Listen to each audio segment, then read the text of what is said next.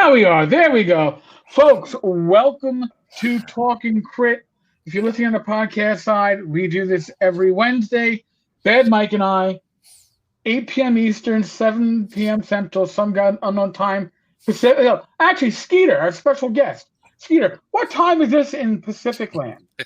In Pacifica, where I live, with the godless Antifa, it's 5 p.m. right now. Oh, it's early there. It's way early. Wow. Geez. So we're three different time zones here then. Yeah. Yes. So since I'm new to this format, never having done a show, myself or anything, what's our never. What's our profanity stance? We are full. We have family friendly show. We're hard R. It depends. It depends on your family. I can go a little X. I can do a single X too. I wouldn't do triple X, but I can do an X. I don't think anything is hard about Modelato. Well, here we go, right here, brother. Yeah. Oh, hey, actually, I've got a video I'm still trying to get that showcases one of you, but the other poor son of a bitch had to watch the filming of that. We may talk about that later. Yeah. Or we may not. All right. Oh, gee. Yeah. Jen's on. Oh boy. Oh yeah. Oh dear. Yeah. Well, she's just on because look at all the guests that Skeeter brought, because we don't get these yo-hos if it's just us. I mean, we got some regulars. Everybody in the chat is waiting for you guys to demolish me. Look at Kurt, for me to talk shit about Zach. Kurt Gould, who never shows up for our show. We'd love to have him as a guest. Never shows up. All of a sudden, he's here when Skeeter's here. Well, now you can guilt him into being a guest. Kurt, there you go. Show up on this show. Jen, look at Jen. All of a sudden, Jen's here. Oh, Jen. Hi, Eric. I don't see any hi, Skeeter. Hi, Mike. Well, we know. There's hi, Mike. I don't see any hi, Skeeter. Hi, Kurt. She said hi to everybody but you, Skeeter. She said hi. No. She said, why is Skeeter in jail? Give this show about 30 more minutes and you're going to see a hi, Skeeter. Well, speaking of which, once again, I'm still working my bottle of Old Granddad. So I got a few more weeks of Old Granddad that I'm going to work out here. So you got your special heart healthy wine there, Eric? Or no, actually I'm not doing wine today. I actually broke out the hop tea. This is not a sponsor, but if you are somebody who is looking to watch carbs, it's 0 calories, 0 carbs. It's tea that's carbonated with hops. So in this case, it's organic white tea and organic citra hops. So goddamn hipster. By the way, let me see where the shit comes from. Because with my luck, it probably comes from like Seattle, Washington. Oh God! No. It's Boulder, Colorado. Of course, that's snowflake down. Yeah, well, I'm not surprised. But we don't get sponsored by anybody. But if any whiskey company would like to sponsor us, we'll drink whiskey all show long. So just throw that out there.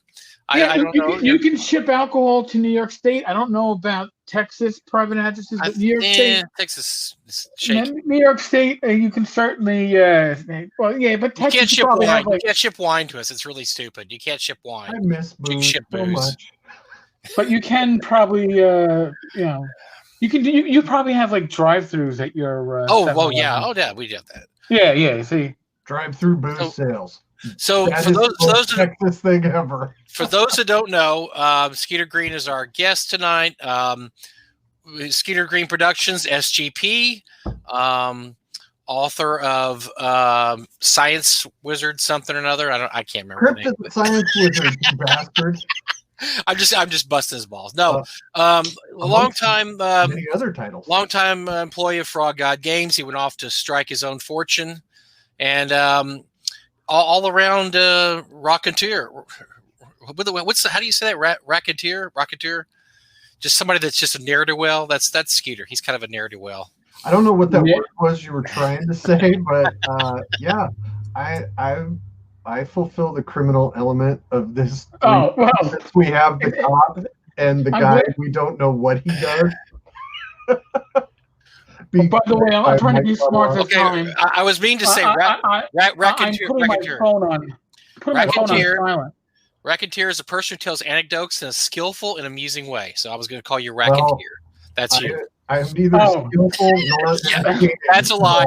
He's also he's co-host with Zach Glazer of GDZ. Goddamn it, Zach, a great show that basically kind of inspired Eric and I in this because we figured if those two idiots can do that, what the hell?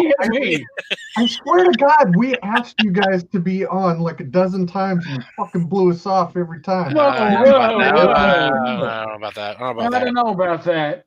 Well, Mike was on like 2 or 3 I times, was. but he could never get his camera to work. No, so we don't know if he was really on. I was an old computer, yes, and I have a new computer with a nice camera now. So yes, that's awesome. 21st century. I did enter it very recently. No, go easy, Tiger. You're still in the 20th century.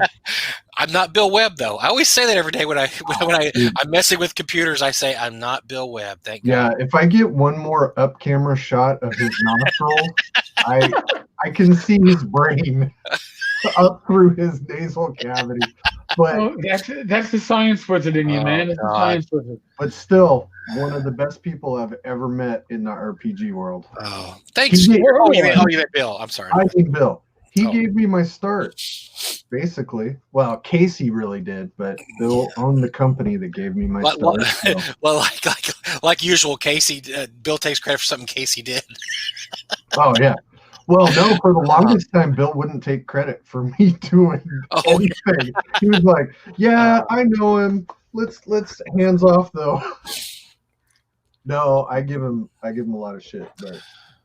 Well, anyway, so we got Skeeter, and so I need to. So for right off the bat, I'm gonna throw you a tough question right off the bat. So you and Zach had staked out Thursday nights and we absolutely respected that. So Eric and I did Wednesday nights. Then all of a sudden we noticed about a month ago, GDZ is on Wednesday nights. Yep. What the hell is that? That we had already we'd already staked our claim to this territory. We'd peed in the corner. We'd put our DNA everywhere. I don't know what you thought you were doing, but let's have an. First of all, let's discuss the DNA because if you think your DNA can take out my DNA, I spread that shit on like mayonnaise everywhere. Okay, so let's having seen the DNAs nearly interact. I would not be a betting man. And me, myself, I'm of the mindset that the only way I can defeat your DNA is to self-destruct my DNA. So it would be mutually assured destruction, and even actually it wouldn't be mutually assured. I know I would get destroyed, and you might still not. I am eternal. I may be a broken wreck going down the road, but I am eternal. I am like a 68 Volkswagen Bug. I will never stop. Yeah, you're already back. You're already back in the gym, I bet, after your operation, your recent. Operation. I was doing deadlifts this morning. Nice. In the dark because our power went out. So what's the explanation? Why the move to Wednesdays when we had already staked our claim? I don't know if you guys actually have an agenda with your talk show, but Zach and I literally just do that because we don't give a shit and we enjoy fucking around and we get to talk to each other for an hour. And then we basically just let other people get in the chat and talk with us. And it was just a scheduling snafu. Sometimes we do it Thursdays. Sometimes it's Wednesdays. It was Tuesdays a while ago, but now I've got online games because all this COVID bullshit has actually been helpful. It motivated me to run some online games, so I've got online games Tuesday and Thursdays. So Wednesdays just worked out. I'll accept that explanation then. All so right. You're blaming it on the COVID. Yeah, okay, COVID and gaming. I'm blaming it on Zach. Because, as the talent portion of our show, he does whatever he wants and shows up, 5 minutes before screen time, a lot like Bottlato does. You're lucky if you can find, yeah, exactly. Well, we have a lot in common, Zach and I. We're both extremely intelligent, talented individuals that carry it. We also both carry a show. No, I would never say it. Eric is the talent here. I have no illusions about this. Eric is absolutely the talent here. And if I was running a show, if it was just me and you, Skeeter, running a show, we get 3 people watching. No. We would get 3,000 people watching because it would be the worst. People would tune in to go, they'd watch the train wreck. People allowed on TV. People would look at their watch. Oh, it's 7 o'clock. Time for the train wreck. They get log on. Time for train wreck. Yep. It's like, all those people who turn their heads to watch car accidents on the side of the road, they would all be tuned into our show. Maybe we should think about it then. We might be able to get some sponsorship money then. So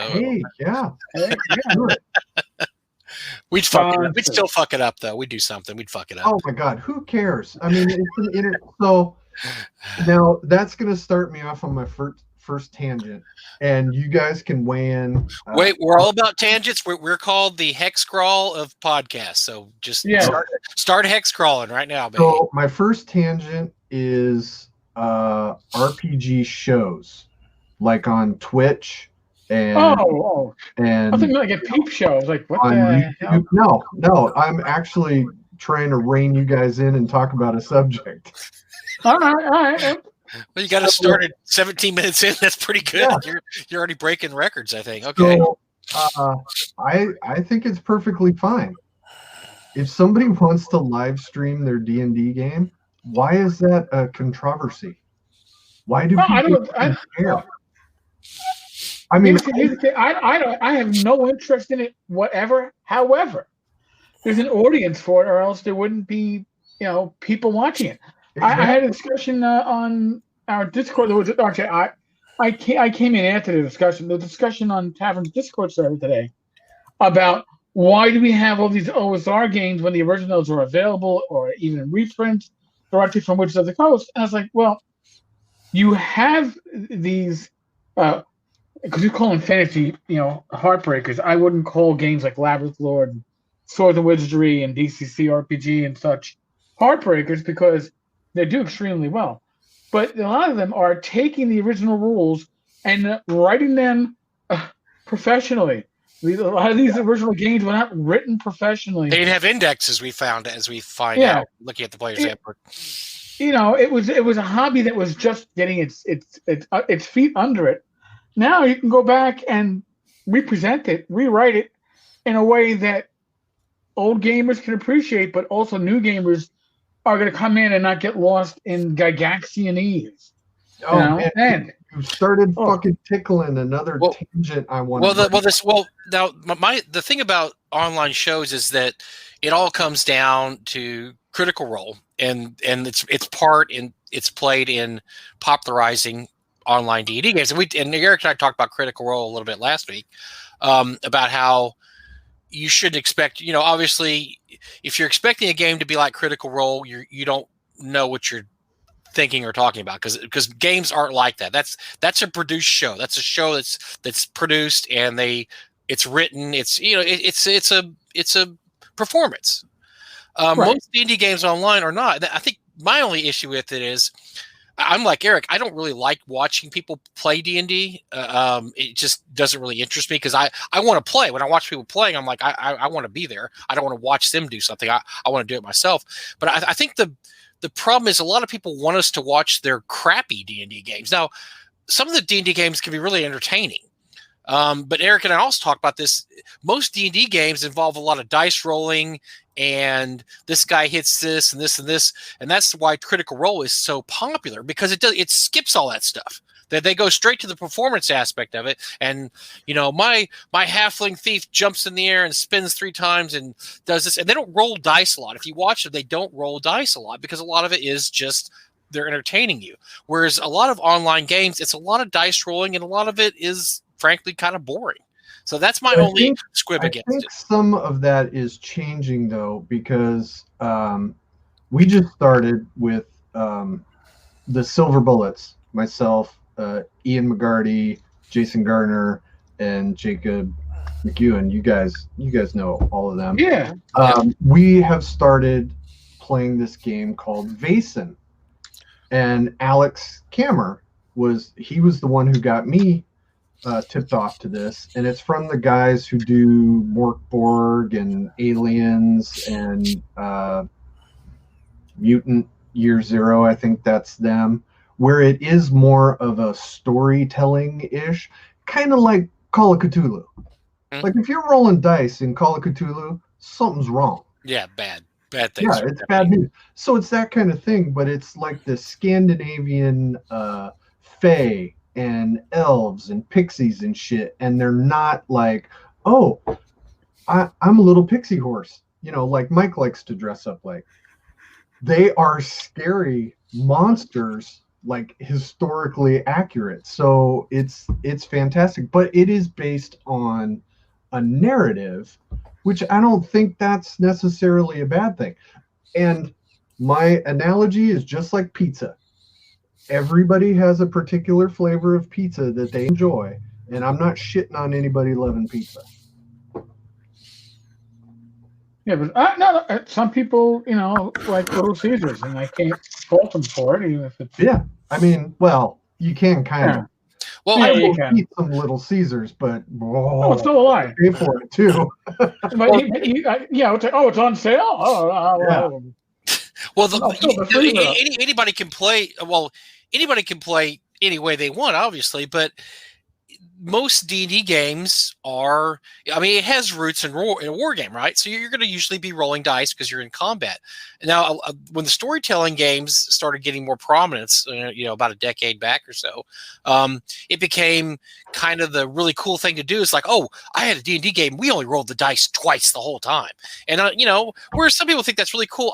When I play D&D, to me, it's a tactical RPG. We have a lot of combat, and we like to play with miniatures. I'd show you we just played this weekend. I'd show you the board in there. I don't want to drag my computer in there, but we have tons of miniatures. We roll dice. We have combat. Yes, every once in a while we'll have a session when there's not as much combat and there's not as much dice rolling, but there's always a lot of dice rolling. And I noticed that one thing that a lot of the online games do is they don't. If you want a really good online game, you don't roll a lot of dice. Like Skeeter said, it's more of a, I don't know the word. I can't remember the word you used.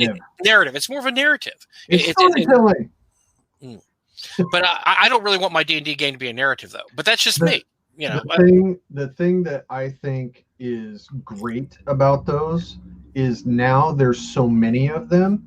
For people who are interested in gaming but timid about it, they can see sort of how it goes, and then it might get them to pick up a set.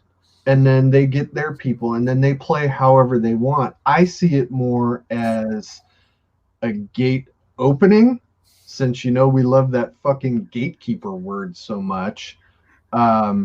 It seems like it's a little bit more inviting for you to check something out online, and then if you don't care for it, if you're like, well, I thought there was dice, you might either be able to find another show that has more dice rolling, or you just go to a convention and risk it and see how it is. That's why I like it. It's kind of like, go back 15 years, and where was the new generation of tabletop gamers coming from? They were coming from MMOs.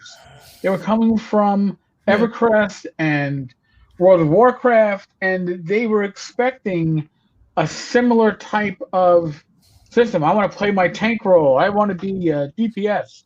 I want to be and that was kind of where 4E said, hey, we're going to model ourselves on, not so much on a D&D type historical way of rules, but where everything is totally balanced and bland, my opinion. If you have a different opinion, fuck you.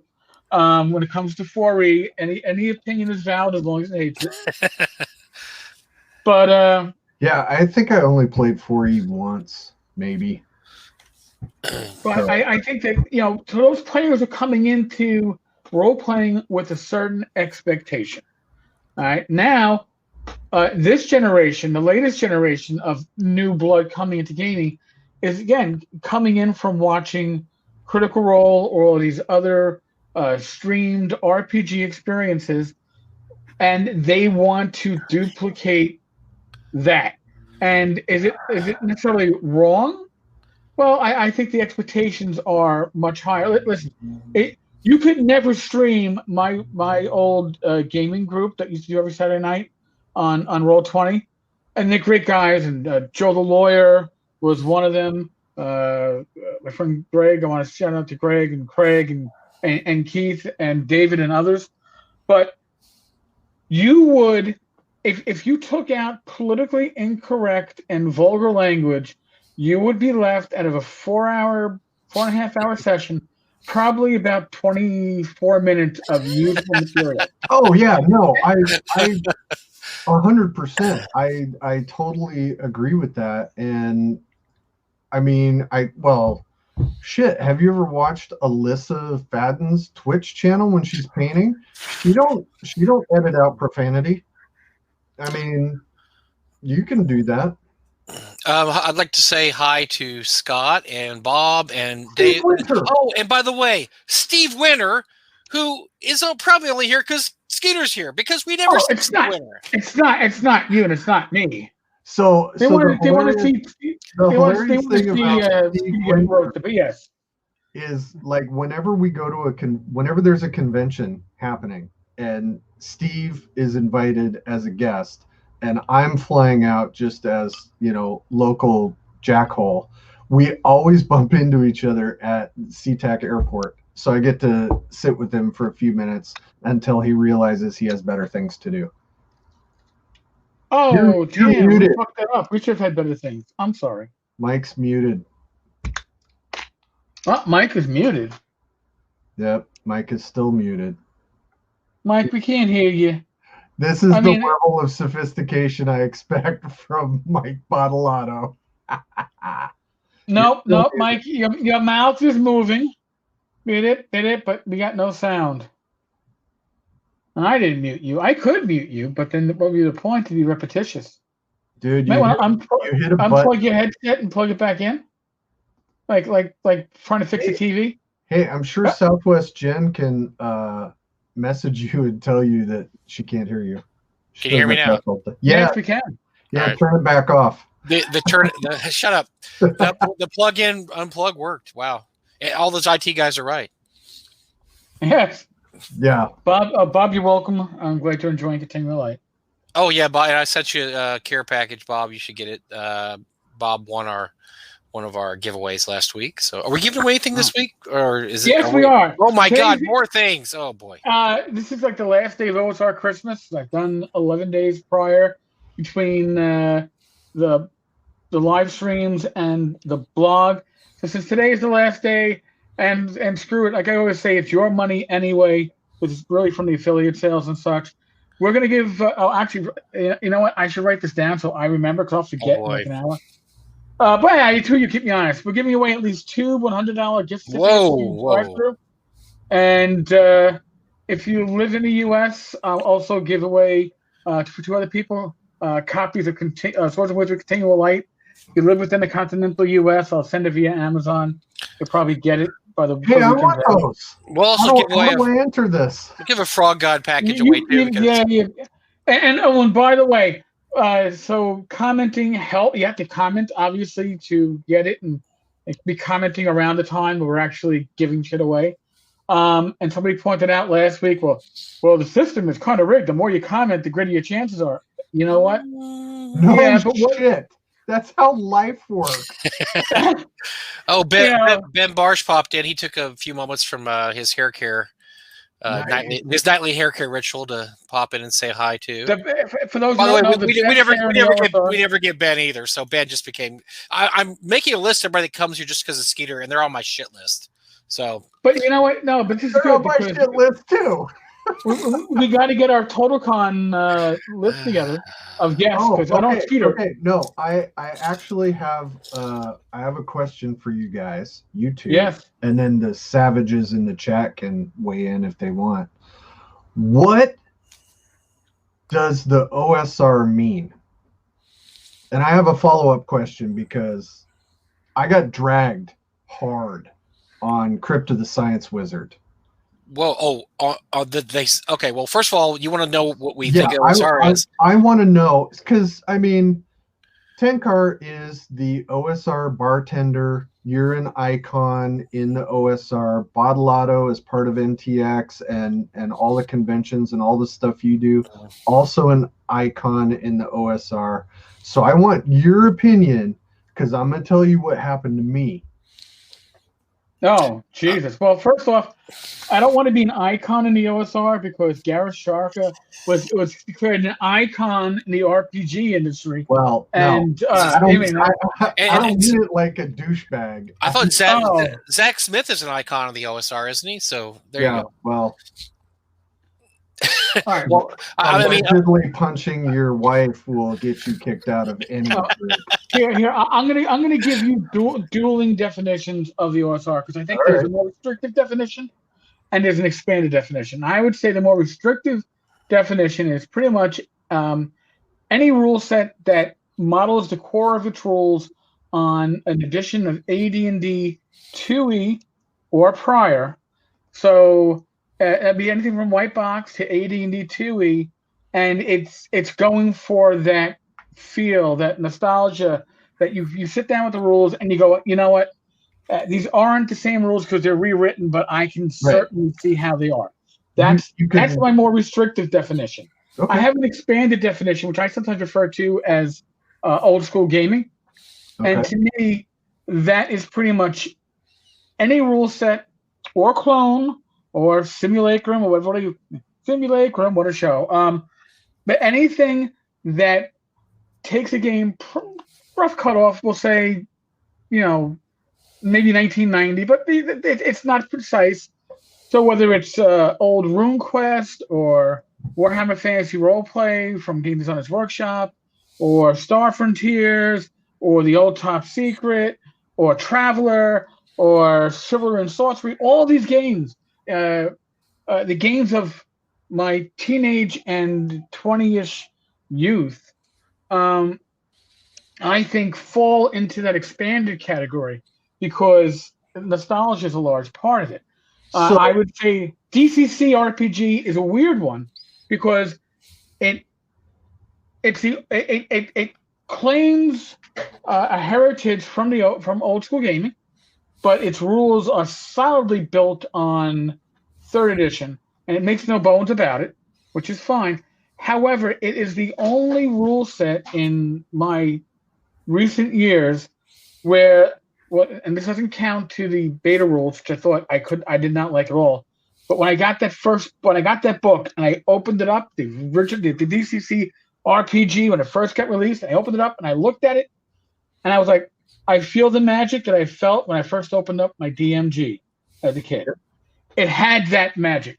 So Goodman did a great job in taking a game whose mechanics aren't necessarily old school in nature and built a game that was certainly old school in flavor, and it certainly brought that back. So like I said, I have two dueling definitions of what old school role-playing gaming is, but I generally follow the larger definitions. I think, hey, if I break out my old Warhammer Fantasy roleplay rules, that's old school roleplay. I'm going to be shorter than Eric, and there was a real famous Supreme Court case many years ago on obscenity, and Judge Potter Stewart, when asked of his definition of obscenity, is very famously quoted as saying, "I'll know it when I see it." And that's, I think, the thing with OSR. You know it when you see it. There's a feel to OSR gaming that, and I think Matt Finch made a really good list of what he considered OSR years ago. I don't remember everything on the list, but one of the things was rulings, not rules. Death has to always be a possibility. I mean, there's a few things, but yeah, I think you know it when you see it. And anything that is old school in tone, and actually, I got an argument with our friend Zach Smith about this, and he was actually right. Which was, I said the 3E wasn't old school or OSR, and he said it depends on how you play it. And he was right, because it is. I mean, any rule set can be old school depending on how you run it. But I think you really, like Eric said, you have to come at it from a viewpoint that, okay, does this evoke a pre-2000 sense of nostalgia when you play the rules? And but yeah, you know what, when you see it, you could I can pick up something and I can read through it and I can tell you in 5 minutes if it's OSR or not. Yeah, before we go any further, I want to drop in Rob Conley's comment from it's from 2010. He said on his blog, Bat in the Attic. Rob, Rob, he's more expert than we are, so yes, definitely. Yeah, it is about, in Rob's opinion, it's about going back to the roots of our hobby and seeing what we could do differently. What avenues were not explored because of the commercial and personal interests of the game designers of the time. And that's true. A lot of what you see out there are, once you go past the original, quote, OSR rules, the ones that reinvent the wheel, for lack of a better phrase, that represent a classic like, BX, well, we got Laboratory, or White Box and the original supplements. Well, you got Swords and Wizardry. 1E, you got Osric. Once you go beyond that, you're kind of dealing with like modern day house rules that are being put together professionally. And people are saying, hey, this is my version of the rules, and I'm putting my twist on it. And I think that's Swords of Wizardry Continual Light is, or even Swords of Wizardry Light, was taking basically what is white box D&D and just boiling it down to the very purest of that core. And then can I remember you talking about it at the very beginning. That was your goal. So why did you? So tell us why you got dragged. Science Wizard. So the vibe that I'm getting from you guys is it is a feeling and style of play more than a mechanical issue. Is that fair to say? I think that my more restrictive definition, it's definitely a mechanical issue. But if you want to go with the purists, oh my God, I feel like a Catholic and a Protestant here. If you want to go by the purest puritanical definition of the OSR, they would say it's someone's cut off the line at 1E and say 2E isn't even OSR. I personally expand the definition because there's no, as you will know, that there's no one definition of, we don't even know what OSR stands for, the initials. So how are we going to define what it actually means? So the whole reason that this came up was because when Crypt of the Science Wizard came out, I had originally released it for Swords and Wizardry and 5th edition. I wrote, that's it right there. I wrote it originally for Swords and Wizardry, and all of the setup and all of the shit, if you haven't read through it, I don't want to ruin it, but everything that was in there was written with the Swords and Wizardry rule set in mind first, and it was converted to 5e. And when it came out and people saw that I could accurately portray the S&W stuff that was in there in 5e mechanics, and it's the exact same dungeon, I got shit on for losing my OSR roots and how dare I cash out and grab 5e like I wasn't an old school player. Like I give a fuck, but I don't even know what that means. My counter argument is when I started playing, it was with these 3 little brown books in a fucking basement in 1978. And I have played since then. I didn't take my, 10 years off to go do something else. I've played. So I was just trying to get a little information from some OSR folks about how much bullshit that was. Well, first of all, tell Ian McGarty to leave you alone, because I know that he's the one that gave you the. No, I'm just kidding. No, Ian McGarty actually asked Eric why his cat is always cleaning him on the camera. Which is we all have for the normals. We all have our picadillos. Here, just a real quick thing.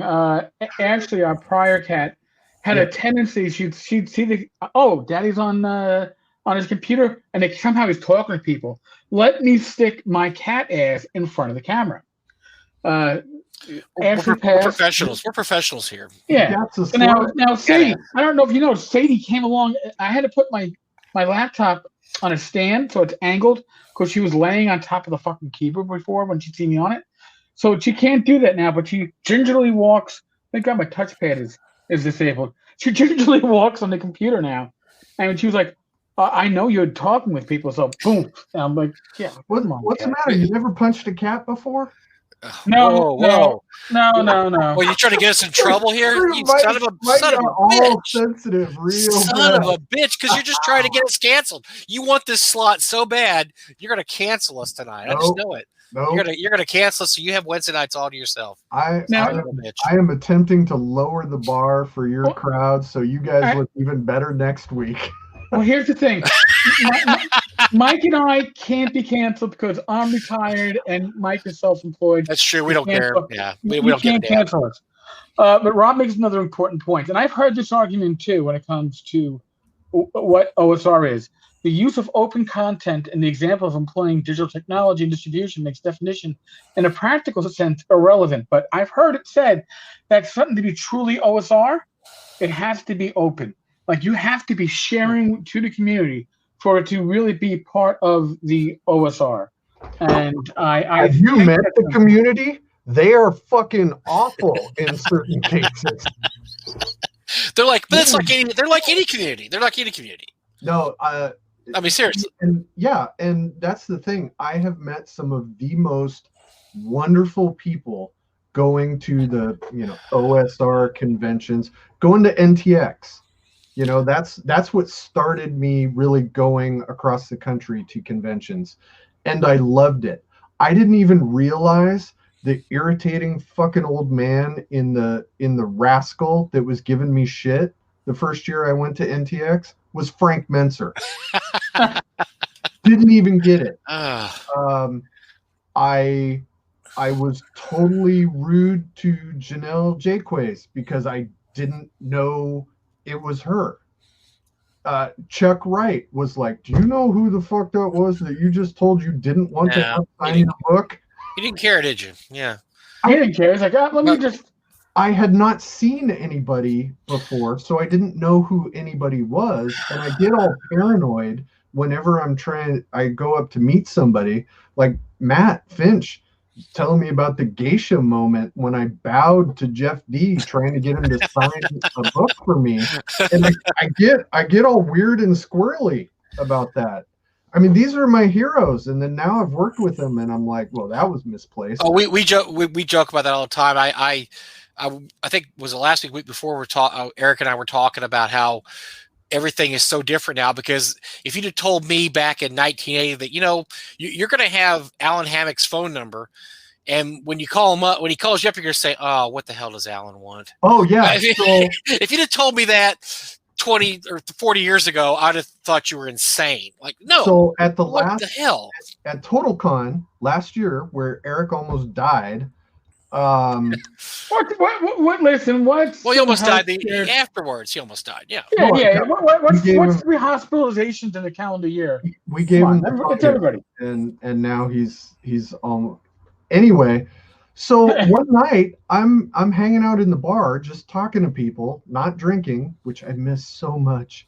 And there's hot tea, man, hot tea. There's Alan sitting right next to me with like a bar napkin sketching out his adventure for the next day because he's sophisticated enough to be able to do that.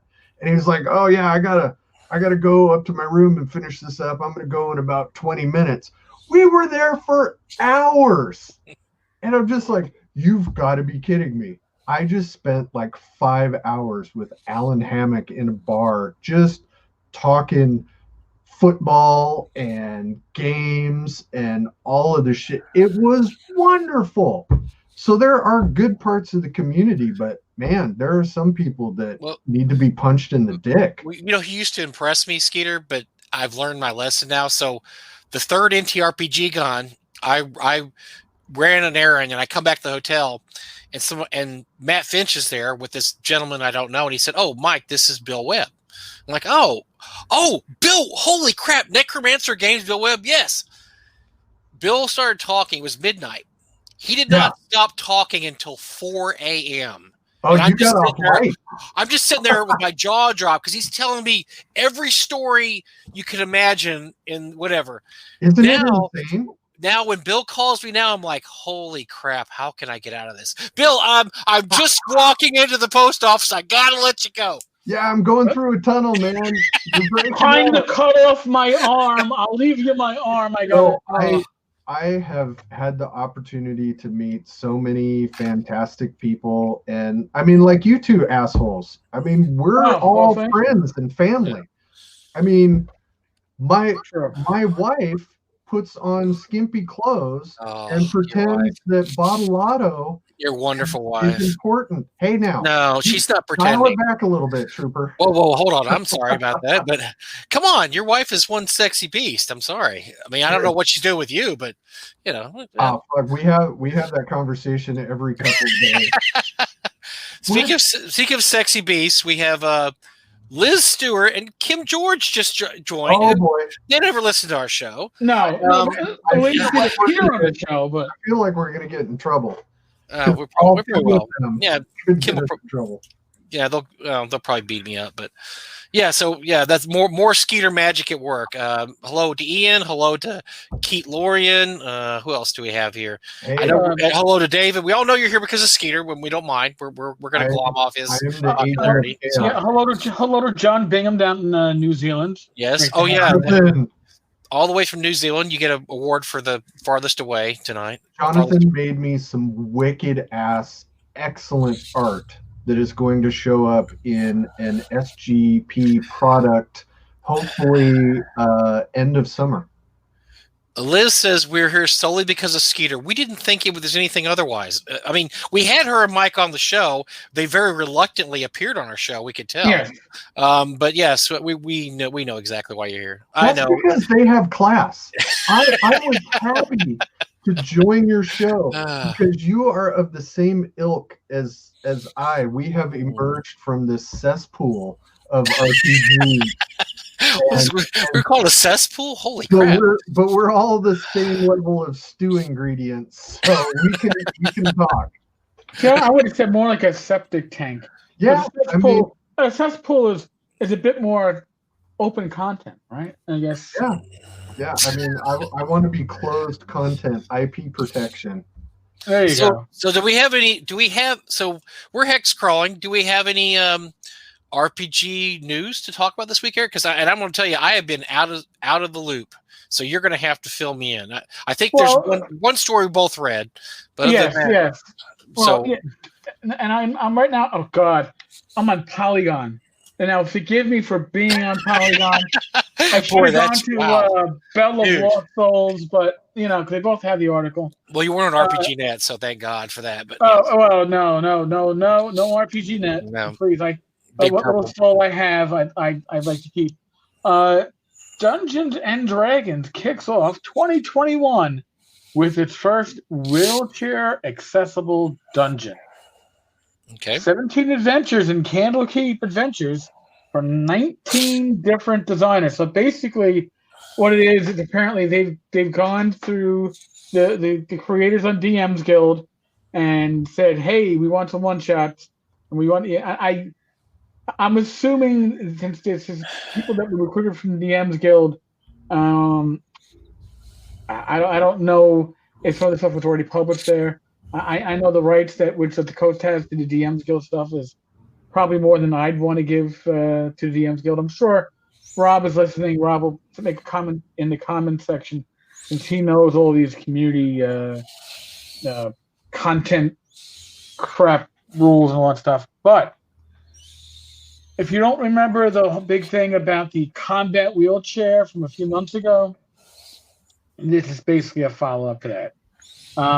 I have my opinions, but I know Mike is dying to express his. Go get him, Tiger. I am. And being a disabled American, which I am, I'm covered by ADA. I can talk about this. No, look, I don't have any problem with this except for the fact that it's what I always talk about. It's performative activism. There's what performative activism is. It's we're going to say we're doing this, but really we're going to do the least possible thing we can do to help this. Has any money been donated? Has any measures been taken to actually improve people's lives in wheelchairs? Has any of that been done? No. And that's what Wizard of Coast is experts at performative activism, where we're going to say we're going to do this, and they do little beyond saying they're going to do fill in the blank. And so that's my only problem with it. Is that, okay, if you want wheelchair, I don't care if you want a wheelchair dungeon in your dungeon. I don't care if you want ramps in your dungeon. I don't care if you want your players to have wheelchairs. I don't care. And it doesn't affect my game. It's like everything else Eric and I talk about. It doesn't affect what we do at our table.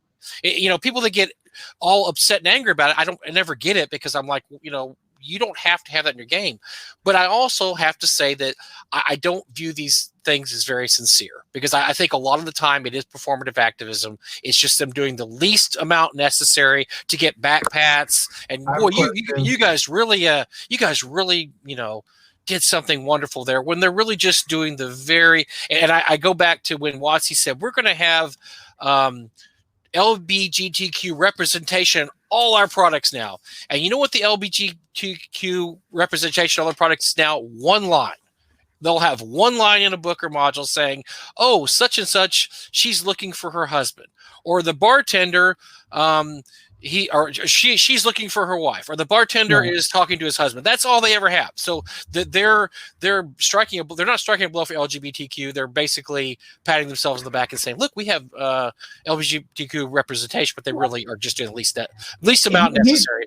And that's the problem with this too. This is the same thing. It's just saying, look, we made a wheelchair dungeon. Great. That's great. Whatever. Up on the back. But here's my issue, all right? And if Liz is still listening, I've got Mike in mind. I have my wife Rachel in mind when I say this.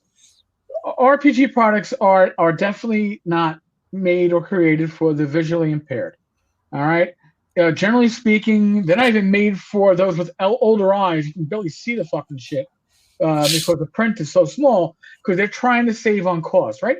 You want to help a portion of your gamers that are disabled. Remember when Reader's Digest used to do large print? Put out some adventures in large print.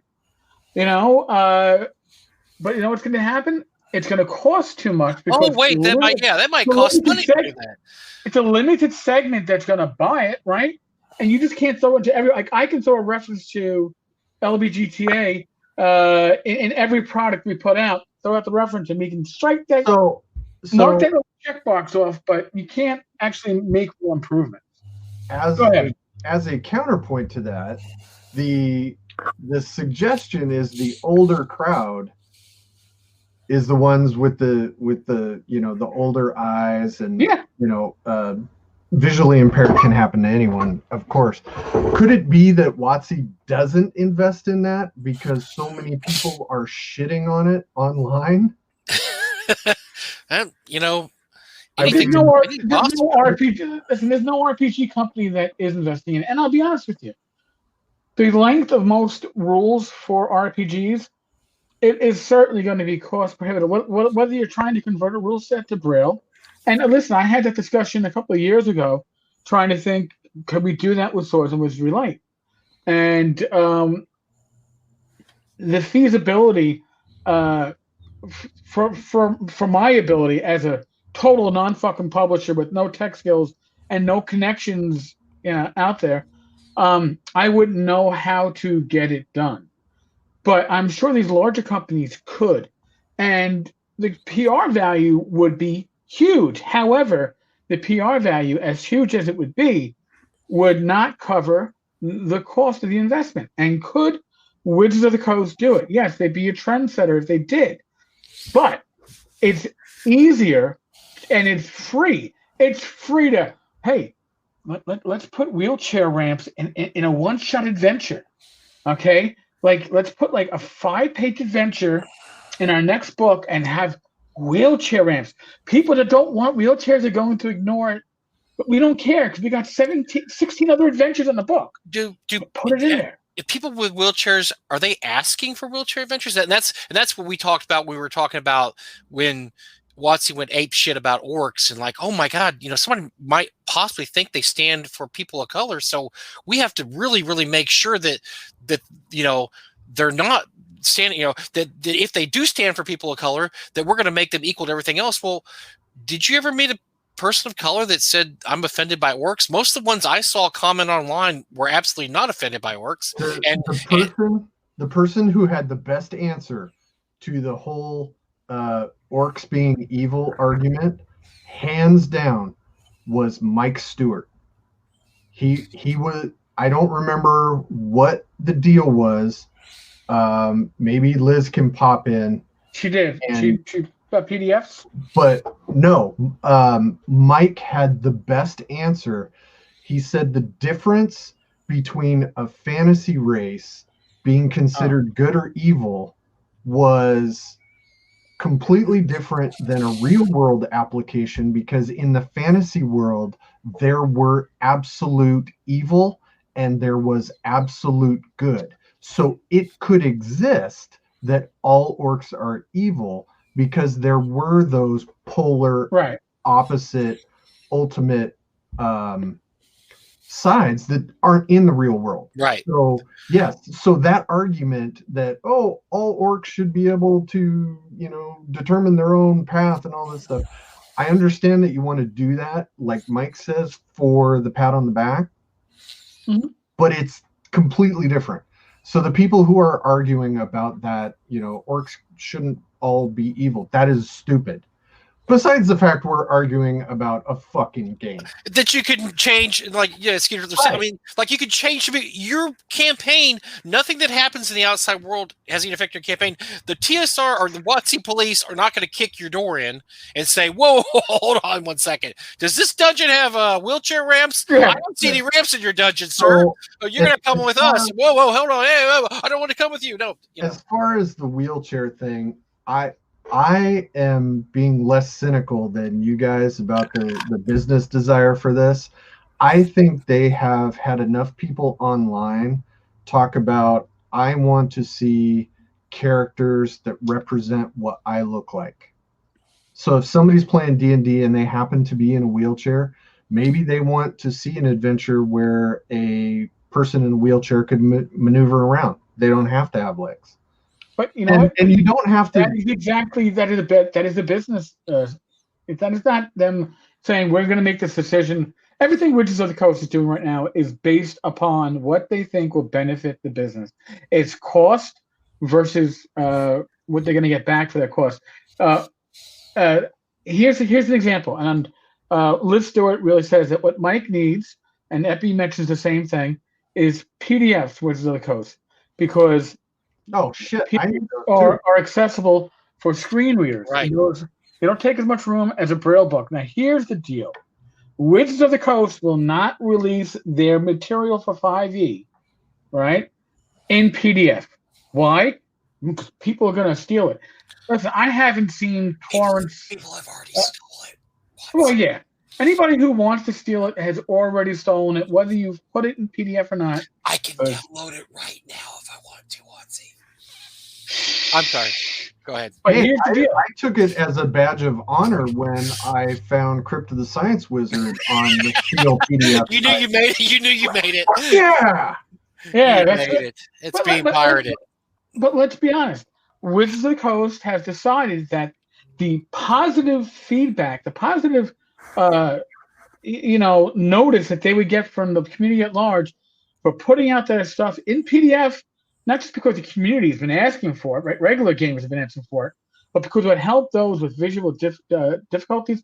Be great for Rach because she can read a PDF, zoom in, right? She doesn't, that's why I got her the latest, greatest iPad with the clear screen so she could zoom in, and it looks great for her. But to them, they figure, and somewhere along the line, some fucking suit has sat down and crunched the numbers and said, well, yeah, we might see an increase of sales of 10%, but we're going to lose 1 out of 5 sales to people stealing our PDF. So no, it's not worth it. Doesn't mean it isn't a good moral decision to make, just for those with visual impairments alone. or even those with who wanted that just like again in Mike's case probably listen to the book. They don't make decisions based upon what is morally right or hey, this is a really good thing for us to do. Oh yeah, They're too large a company to do that. Their whole thing is what looks best on our bottom line. Is putting a handicapped accessible dungeon into an adventure. It costs us nothing. Are we going to increase sales by doing this? Oh, well, we'll certainly get noticed on Twitter. Twitter will come along and tell us how great we are. Not just a WotC thing. I mean, fuck, small publishers, we have to consider every nickel and dime. So that's not just a WotC thing. Steve Winter makes a good point. He says that Savage World's actually been doing this for years. Savage World has just one example, has allowed for characters who are blind or missing limbs for years. WotC is actually behind the curve here. I think the one difference that I can see, Steve, is, well, depending on which Savage Worlds you run, the D&D world has ways of dealing with characters with disabilities. And right off the bat, I mean, I can think of cure blindness, cure disease. Right. Hell, they have a spell called regenerate. Hell, they have a spell called resurrection that can bring you back from dust. To restore you. Automatically imagine everybody in the world has access to that? No, I don't. But I'm just saying is that in a fantasy world, right. I can understand you want to play a character like that, but there's also solutions in a fantasy world for certain ailments like that. Totally. Yeah, Rob Conley might correct me or at least fine-tune me in this comment, but GURPS is a system with advantages and disadvantages. Disadvantages like a vision impairment or blind or being lame. Champions is the same thing. Yeah, Champions is the same thing. You play a superhero with disabilities. D&D doesn't have that built into the system. Okay. So there's a different assumption going on. I'm not saying it's right or wrong. But I mean, there's also a channel on, Pornhub for amputee porn. So some people want to. You know what? I don't even want to know how you found that. Skeeter knows this, and I just want to point out that Skeeter mentioned this, not Eric or I. So. Oh yeah, what are they going to do? Shut me off of your channel? You guys are going to shut me off of your channel. We let you in for this. This is exactly why we let you here, because we want to talk about amputee porn. No, that's. Wait a minute. Hold on. Who said that? Bob G. Nailed it. If some kids can identify and makes them feel included, then that's great. I think that's great too. That's what I said. Look, if you want to play your game, like, that's great. And it doesn't, old grognards that get all really, really upset about these things drive me nuts, because nobody is coming in and changing your game.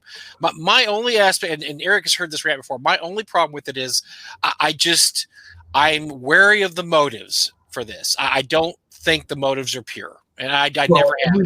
Everybody who publishes a book, their motive is to sell a book. True. That's true. But even Steve pointed out, though, other games have had this. I mean, hell, if you want to get technical, Call of Cthulhu has had this for years. You can be absolutely insane. You can be mentally ill beyond all mental illness and be an absolutely viable character in Call of Cthulhu. Call of Cthulhu has never gotten shit for minimizing mental illness? Come on. Well, now that you mentioned it. Wait! Now that you mentioned it, RPG Net's like, come on, hey, we were watching Talking Crit, and Skeeter Green of all people made a valid point. And let's cancel Call of Cthulhu. No, they would totally cancel me first. I would just exist like fucking Avengers Endgame. You're too tough to be canceled. You're not going to cancel you. No. Jacob Thompson, Travel lets you create dead characters. You can die in Travel or create integration. Twitter did try to cancel me one time, and it didn't go well. So we won't talk about that. Maybe we should talk about that. Well, but probably shouldn't, actually. So. Oh, we're down to 60 seconds left in the show time. Whoa, hold on. No, we do. We go 2 hours, brother. What did you think you were doing tonight? Okay. Then fuck yeah. Twitter came after me and came after Jen. Oh, no. That's where the line was finished. Yeah, no, they were some people that were virtue signalers decided to tell me, hey, how would you feel if your wife got assaulted at that great argument. Because, and then I was like, nope, but I will leave you with this. If I see you, I'm going to beat the fuck out of you. It's on Twitter. So that is. Oh, so did you get a little vacation, a little Twitter vacation? No, I left. You left. I literally sent that and was like, yeah, I think I'm done with Twitter now. I just stopped. Twitter is there's some issue. As I'm always happy to point out, 80% of the posts on Twitter are made by 20% of the people, and that's an absolute fact. Oh, yeah. It's true. I mean, that's a research. It might have been 10%. I thought it was 20, but it might be 10%. So yes, it's an echo chamber of some mentally ill people, mentally ill who are. And just like Facebook, because I've kind of backed off Facebook the last month because I'm just done with it. And social media and all that stuff. I personally live by the motto, I'm not going to say anything to anybody on social media I wouldn't say to your face. So you can 100% believe when I say, hey, you're a fucking dildo, I would also call somebody a dildo to their face. I will absolutely, I will say that's absolutely true when we're talking Skeeter. And you know what, though? That's the way it should be, because that's one of the problems we have. This is me on my soapbox now. One of the problems we have with social media is keyboard warriors who will say all kinds of things, and I have absolutely experienced this, where somebody has talked shit about me, and when I saw him at a convention, it was like, Bad Mike, what's up, bro? Oh, man, I love you. And you're like, hey, man, that was me. Oh, yeah, that's right. But, no, so I mean, yeah, that's absolutely true. You know, that in person is so much different than social media, and people don't realize that, and that's why I'm with you, Skeeter. I've cut way back. I can't tell you how many 30-day bans I issued in the last week because I just don't want to deal with it. I don't want to deal with garbage going on right now. So I just, because I like social media for its original purpose, which was just friends and family. Here's pictures of my grandkids. Here's pictures of my dog. Hey, you want to meet up in this city next week? I mean, that's what it's for. It's not for people to do 6-paragraph pontifications on why the glaive is not a, is not a bad, sweet Jesus. Mother of God. It's not don't even start that up. Weapon speed factor versus we don't deal with weapon speed factor or based upon armor worn. That way lies madness. We don't even deal with spell interruption in segments, because therein lies the game will never progress. God, that was so difficult for me to wrap my head around. God. It's like, no, come on. So wait a second. So I start casting my spell now, and it goes off here. And if I get hit in between that time, I lose my spell.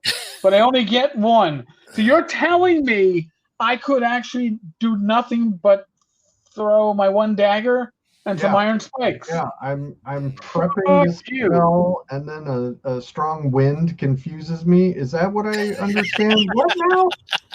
Yeah, no, I love that.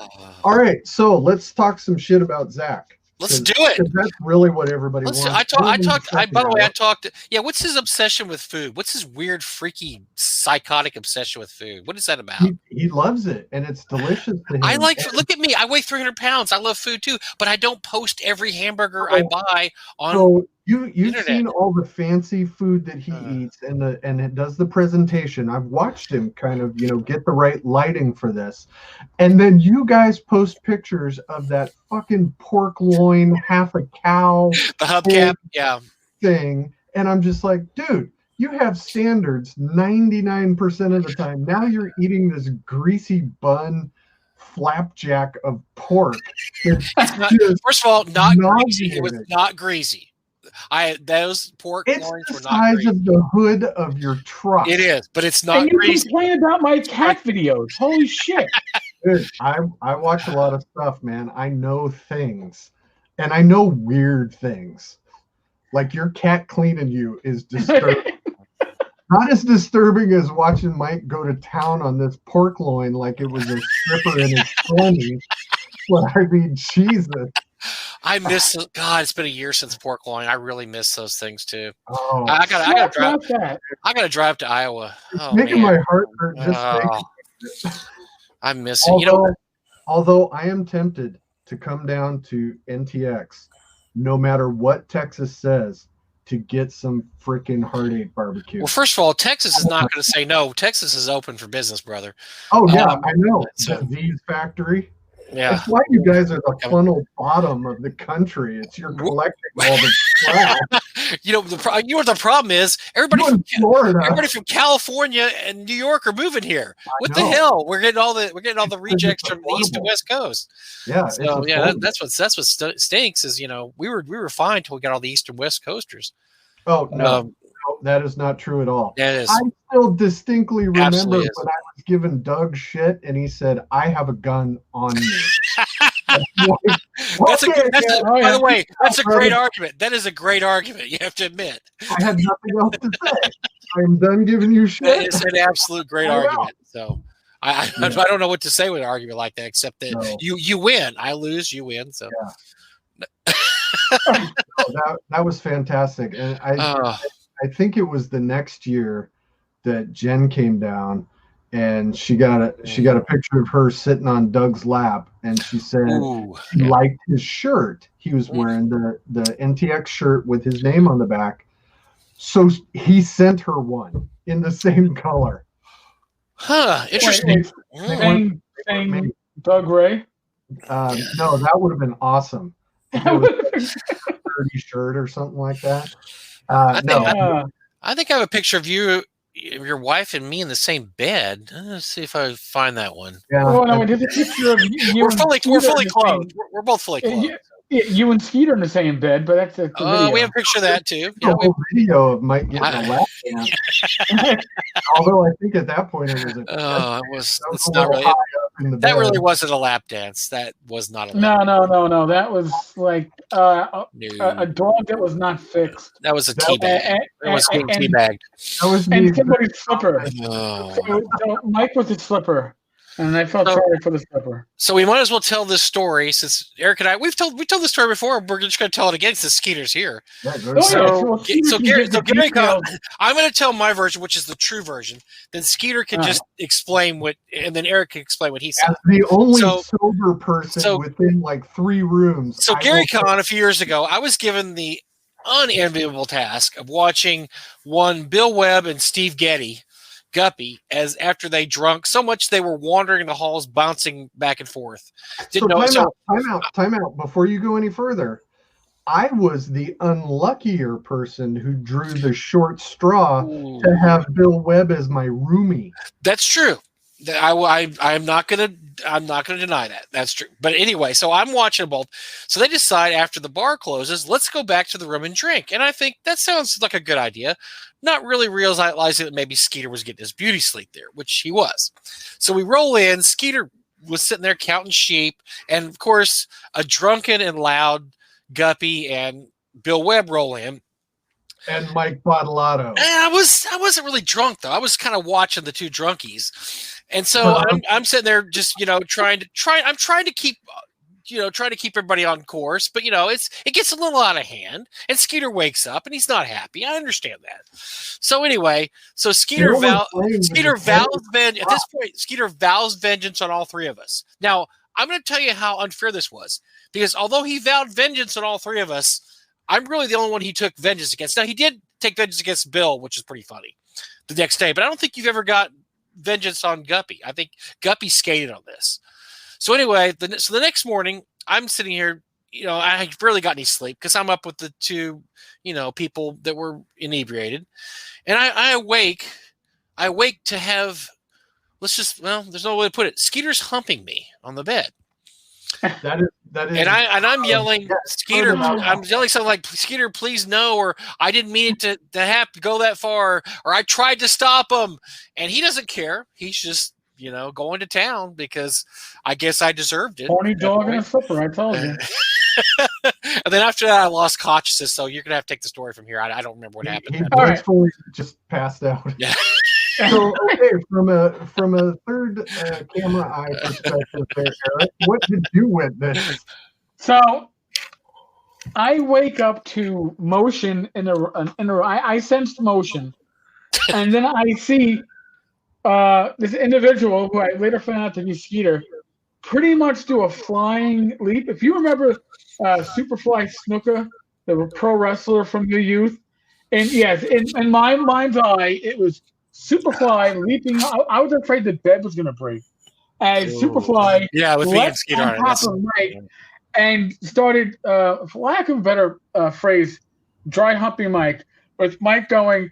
It wasn't dry. Oh no! Please stop. There's a reason for that. So I am laughing my fucking ass off. I am thinking I've never in my life seen anything as hilarious as what I am watching until Skeeter turns attention on innocent me, who wasn't out drinking with anybody. No, he was completely innocent. So, Eric was completely innocent. And then Skeeter leaped from bed to bed. Now, I at the time I technically was still an active police officer. I was running time, but I was a cop for 20 years. They do drill certain things in the academy when it comes to self-defense. I had taken judo when I was younger. So when Skeeter leapt at me, I grabbed and started to pull him, because he was coming from my left side, pull him to my right. And as I'm doing that, I am looking at the wall directly to the side of my bed and saying to myself, real quick, if I go through with this motion, I better kill him. Because if I don't, he's going to kill me. So instead, I pulled Skeeter into me, and I was like, this doesn't work. Yeah, little smooch up here. Now, Skeeter, let's get the third.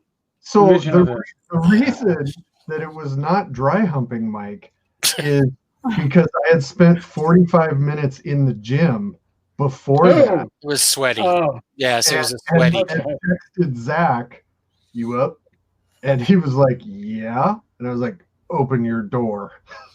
And I got my revenge on Mike Bottolato for letting those two the one least responsible he gets his revenge on.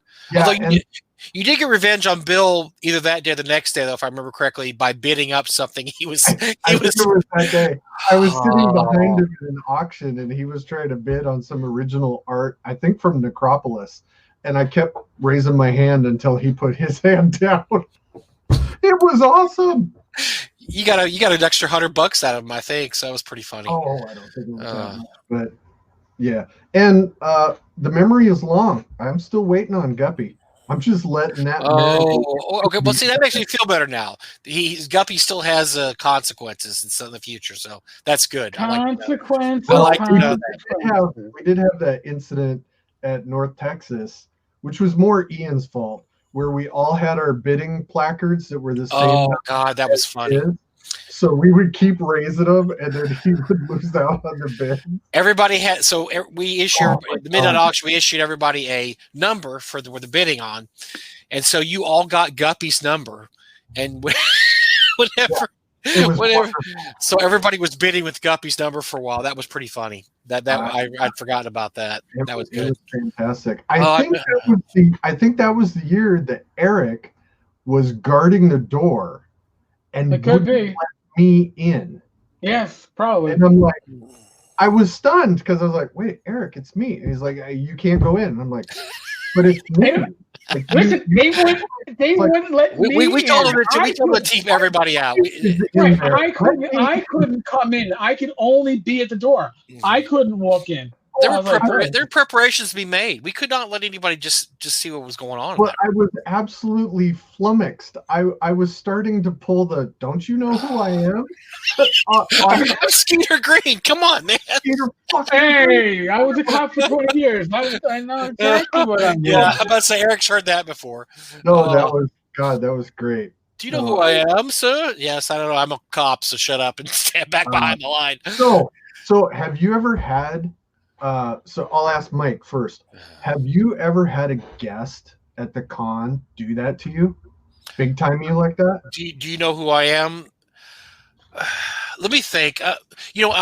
Honestly, I always say this, and this is what's great about the gaming industry. 99% of the guys are absolutely the best guys you've ever. I mean, just they'll do whatever you want them to do. They sign whatever books you give them.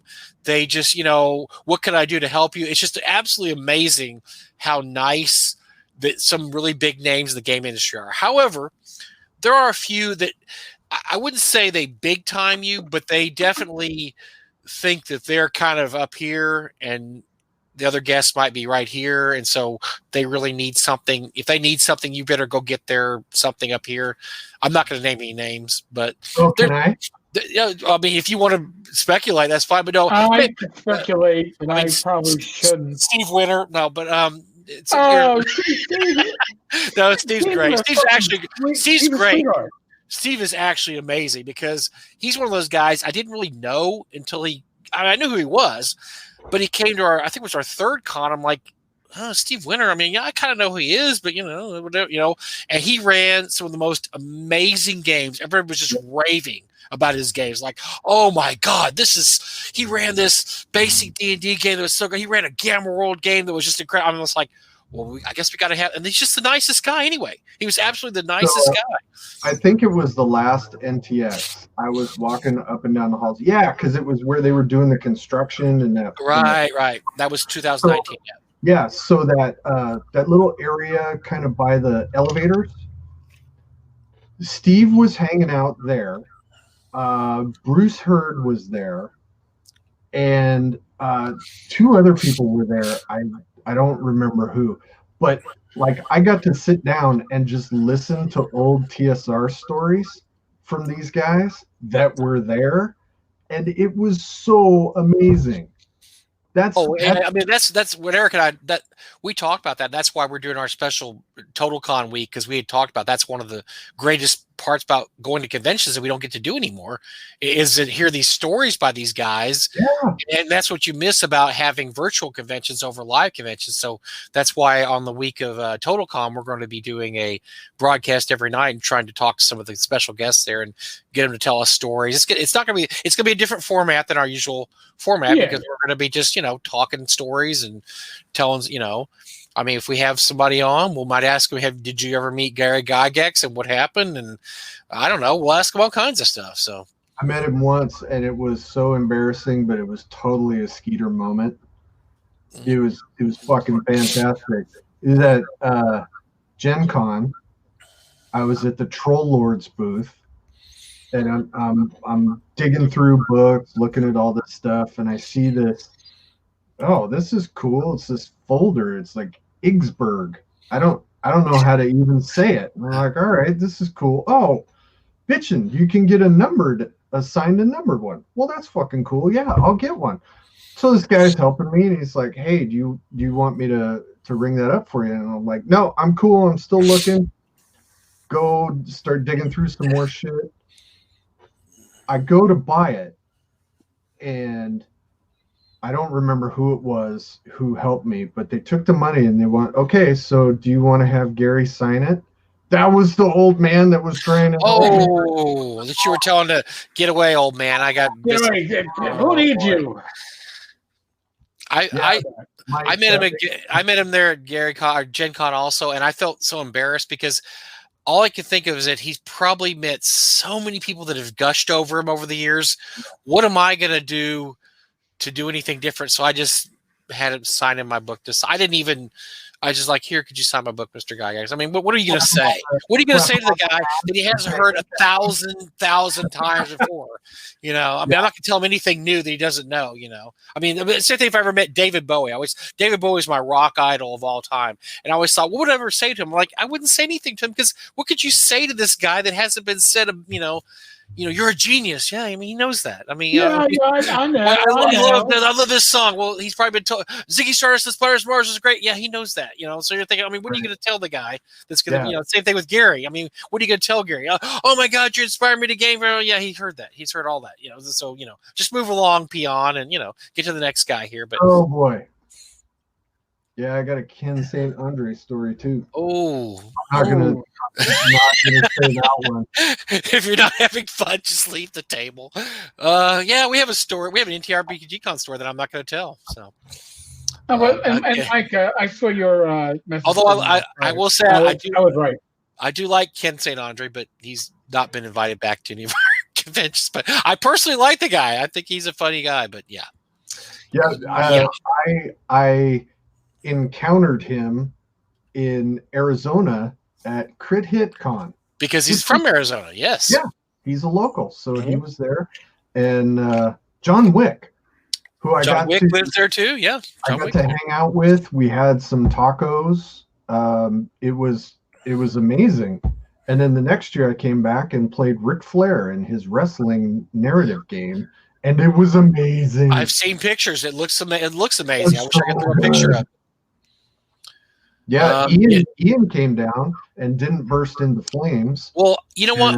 I wanted to come, but that's weird. Well, he doesn't have a soul, so I'm not surprised. But no, I wanted to come, but I've heard the conventions it's got canceled now, so there's no more Crit Hit Con. That sucks. There was some issues with some drama. Yeah, but, they really need a good convention there because I'm ready to travel to Arizona now. Finally, after all this time, I'm ready to travel to Arizona, and now it's all gone. Jim Miller, no more cons. Yeah. Jim Miller, the guy that put on Crit Hit Con, and his wife are some of the most wonderful people I have met. All of the people generally who put on conventions, pretty good people. I would say definitely, yes. They do it because they love it, so it's you get that most of the time. Some people are douches. Alex Kamer, definitely douchebag. More of kind of just a scoundrel. No, Alex is actually one of the best, one of the absolute heroes of gaming. He really is, because he reminds me of Doug Ray a lot. He does it for the love of the game. He puts on the con. He does it because he likes doing it. He doesn't care about the money. The same way with Doug. Doug doesn't care about the money, and he and Alex are a lot alike. And he does amazing con. Puts on an amazing con, and I guess I'm going to announce this here, but I should be at Gamehole Con this year. We're making plans. Zach and I are got that penciled in on our schedule. Gamehole Con in October this year. So we're hoping, crossing our fingers, that the vaccine will make its rounds and work. And if so, then you shall see a Frog God Games booth and a Zach and a Mike at Gamehole Con this year. Well, Rach will not let us miss it. If there is if we can get the Gamehole, if the immunizations are in place for us, there's no way that Rach will let us miss Gamehole. She loves Gamehole. We got our flights and hotels. And nice. SGP is going to have a table in the new game section. No way! And the Gamehole? Oh, dude, that's going to be awesome. So I'm going to be there at a table. You're famous. I'm going to sell SGP stuff. I'm going to sell some other small publisher stuff from Silver Boulet and my good friend who are those guys? Wampler, from Mud Puppy Games. So yeah, come on by. Tom Wilson says driving or flying. I'm going to try to drive because I do love the drive. I am pretty sure I will not be. I don't think I'm ready for flights yet. I saw some pictures online, and they're filling up planes again, and I don't feel safe flying in a plane with a bunch of sick. I never did anyway, but I'm really worried about COVID. Let me tell you a little something about the COVID procedures for airplanes right now, and you can get some information from Southwest Gen as well. They douse that plane with disinfectant, and the air filtration system kills everything. So That makes me feel a little better. I'm still worried about getting there, and the guy next to me is hacking. But I heard they pull them off the plane now. I heard you're not allowed to go off the plane if you're sick. They will for most people. And no, I mean, if somebody's being a dick knuckle and gets on there and knows they have COVID or is even a carrier, you can't necessarily avoid that. But you are at no more risk in a plane than you are going to a fucking game convention. Well, yeah, that's what's great about the vaccine being distributed now is we're hoping by June we're going to be okay, but I would suspect by October we'll be even better shape than we will in June. So I'm thinking Game Hole should go off as planned. Well, and Alex is close with the healthcare community in the area, so if there is any risk, they will shut it down. Yeah, and Alex will absolutely not put that thing on unless it's 100% safe. Nope. I know Alex. That's the kind of guy Alex is. So that's I'm excited because we'll definitely have Nortex this year. But we had 80 people last year. I mean, if we had 200, we'd be happy. We don't care about filling the place up at this point because we know, one of the things we're happy about is that with the doses going out to the most vulnerable members of the community, that's like 90% of our guest list, basically. So we're hoping that most of our special guests will be will be first in line to be vaccinated, and that will help out a lot because that way they can feel safe about coming to our con. But definitely by October, I would think that you're going to have an extra 4 or 5 months of vaccinations. So we could be looking pretty good at this point. Skeeter, you got like half an hour left, but Skeeter, do you have a D20 near you? Skeeter, well, first of all, Skeeter, somebody, David asks, you're writing more stuff for Scientific Barbarian? I am. Nice.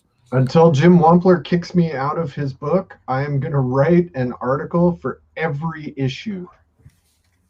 Nice. And that is a very good little zine there. If you have a chance, pick up Scientific Barbarian. It is excellent production values. The article, everything is great about that. So yes, Mud Puppy Games at mudpuppycomics.com.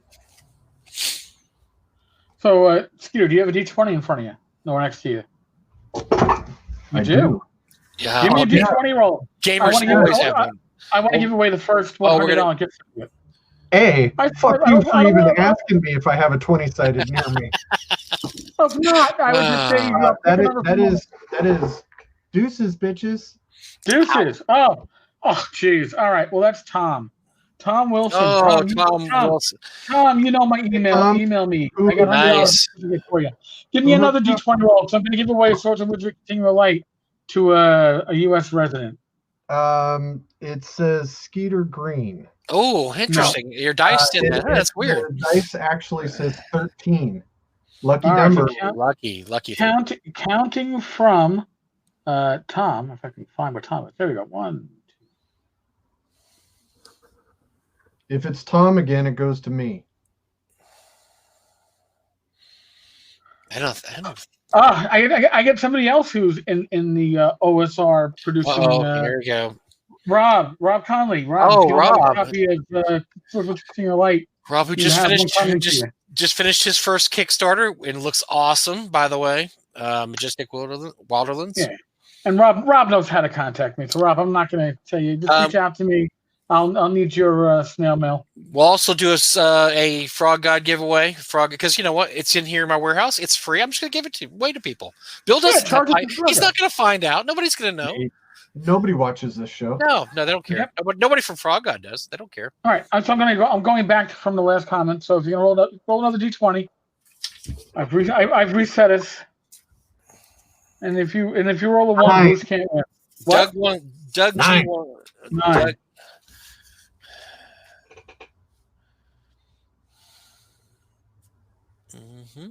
Joshua Garlick.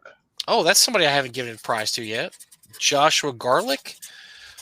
All right, Joshua, if you're still with us, contact me, Mike at froggodgames.com, or if you're on Facebook, give me I am on Facebook, and I'll get your address, and I will send you. I'll find out if you like Swords and Wizardry or 5e, and I'll send you a little Frog God Games package there.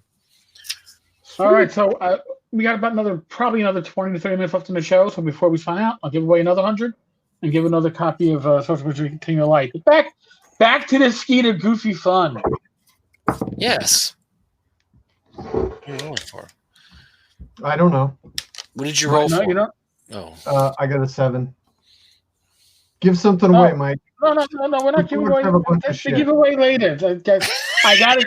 I can't give it all away now. Just keep giving away stuff. Just give away everything. Give it all away. We'll give it away. We'll give it. Give it away. Give it away now. How about my signed artwork back here? Hold on. Eric's running the show. Somebody has to. I'm just a miscreant. You're a miscreant. God damn it! I can't believe what a miscreant you are. Okay, so did we give enough shit about Zach? No, we didn't. We just barely covered. We just barely covered. We just talked about the food. Yeah. So when we started doing Goddamn It Zach handled everything. He did all of the setup, all of the behind the scenes, got everything from, YouTube setup and all the communication between the two. Now he doesn't do a fucking thing. I'm not surprised. He shows up 10 minutes before the show goes on, just like Bottolato, and I'm pulling what little fragments of hair I have out, and then if we have guests, it's even worse. So yeah, the talent. He comes in, he's got people waving him with palm fronds. He gets on the camera and immediately says, "Oh, I got to go get a drink and have a smoke." And it's like, what the fuck did you even sign in for? Yep. All this is the problem with me working with him at Gamehole Con later this year, because guess who's going to be working the booth? Guess who will be out getting his smoke on every 5 minutes? Zach. Mike, I'll end up doing most of the work.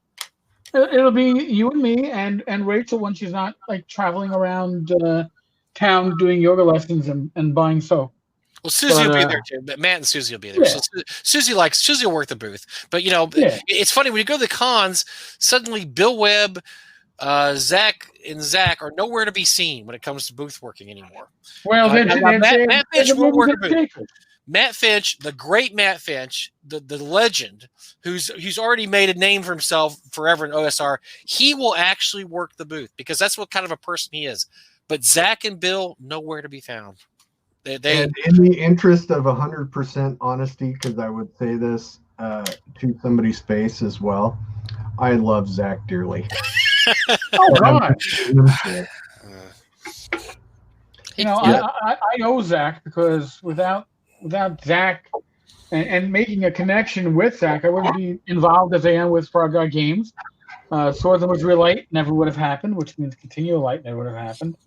So, well, along with Matt Finch, I made Zach Glazer. I made Matt Finch too. So Jesus! One thing at my funeral, one thing they'll be able to say is that look at all the people in the OSR that he made, because he made Matt Finch, he made Zach Glazer, because Zach Glazer, until he came to North Texas, didn't know all the stuff going on in the OSR. I mean, he went to Gary Con the same year, but he went to North Texas, and that's where he met Bill Webb, and things proceeded from there, and he got deeper and deeper into the abyss of the OSR.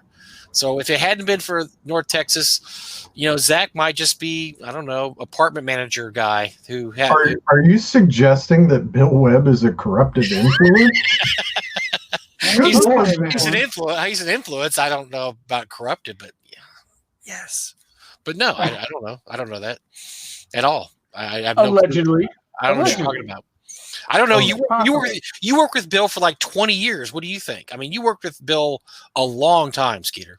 Well, yeah, I did, but we were kind of like two peas in a pod most of the time. I got this. Well, I tell you what. Tell us a Bill Webb story that doesn't have. You don't have to get too crazy. Just tell us a funny Bill Webb story, because I'm sure you went to lots of conventions with Bill and saw lots of fun. I mean, you don't have to, Nope, I got a perfect one for you. The first time I took Jen to Gen Con, Bill flew out and Chuck flew out, and it was for Razor Coast. That was the big book that we were pushing, and Frog God got a booth that was they changed it all now where like if you're relatively small you got to be way in the back corner in BFE, and which was actually the only good corner of the vendor hall, but we were in a pretty plush place in the vendor hall. But Bill, Chuck, me, and Jen were all sharing one hotel room. So me and Jen had one bed, Bill had another bed, and Chuck slept in a chair. It was fucking hilarious. But anyway, so I was doing, we had gone to the Ram. So it was, I think it was all four of us. We were in the Ram relatively early, having some food, went to get a drink. Jen decided she wanted to go back to the hotel room. So I walked her back to, it was over by the convention center, walked back to see Bill is surrounded by these guys, and a couple of them are fucking tall. They're like a head taller than me. So I'm like, all right, we're going to jail. So I go over to the table, and Bill, like the crowd opens and Bill is waiting. He's like, come here, take this guy. Come here, take this guy. And I'm just like, what? What the fuck is going on? They had been arm wrestling. Oh boy. So Bill found this miniatures company from Europe, and he had done his Bill magic and his salesman thing, and they were all best friends now. So what happened was one of the guys was like this Cuban special forces dude who like was as big around as my finger, but was a technical climber. So dude was just ripped. So they're arm wrestling. Oh boy. And Bill's like, this guy took me. Come on, take him out. Like, what the fuck? So we arm wrestle, and I won. I'm impressed. So, yeah, this was actually when I was in shape many years ago. So then they bring giant fucking dude who's like 7 feet tall, and he puts his arm down, and like my hand only goes up this high on the dude's wrist. So we arm wrestle to a tie. They call it. Really? Neither one of us are going to. So that just meant, oh yeah, we can all, like fucking Vikings, we can all drink together. Let's party. Yeah. And so the youngest guy in their group was this dude. I think his name was Odin. And perfect name. He was always talking about his girlfriend. Like, I got to call my girlfriend, or I got to text my girlfriend, and the other guys are like, nodding and all this shit, and we couldn't figure it out until he shows us this picture, and this woman is like Wonder Woman. She was like 7 feet tall, model, and we're like, dude, what is this woman doing with you? You're like tiny little guy. What is this? And completely straight faced, he looked at me and he says, I make her laugh. And I was like, dude, you are my hero. That is amazing. But through this whole time, we end up, so you guys have been to the Ram in Gen Con? I have. I have not. Went to Gen Con once. It was still in Milwaukee. So they have this, at the Ram, they have this table in the corner up towards the front of the bar. So we were in there. It's me and Bill, and it's these insane guys from Europe, and there was another game company run by these three women who were also with us, because one of them was trying to get on Cuban Special Forces dude in a hard way, not at all being subtle, which was awesome to watch, but they were hammered. And this girl gets up, gets in my face, and I'm like, okay, she's gonna punch me in the face, because she was that drunk. I figured we were at that stage. She goes, I bet I've got your name tattooed on my ass. And I'm like, the odds of you having Skeeter tattooed on your ass, I need to know this. All right, let's bet. She hikes down her pants, and tattooed on one butt cheek, it says your name. And I'm like, great one. Great. Oh, ha, ha, ha. That's super funny. I reach over to Bill because he's wearing his badge, and I snatch a Sharpie off his badge, and I write Bill Webb right on his cheek. So that's my funny Bill Webb story. Oh my gosh.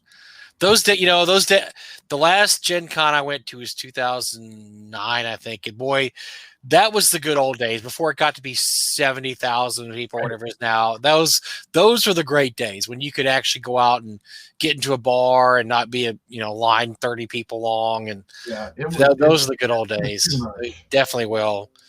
Yeah, unfortunately, Eric and I have talked about this before. I think I would turn down a free trip to Gen Con at this point because I don't want to mess with that kind of crowd. I mean, not even considering COVID, just considering the fact that I don't like crowds that much anymore, especially gigantic crowds like they have at Gen Con now. So yeah, it was weird because that year, in addition to Gen Con, there was a biker convention.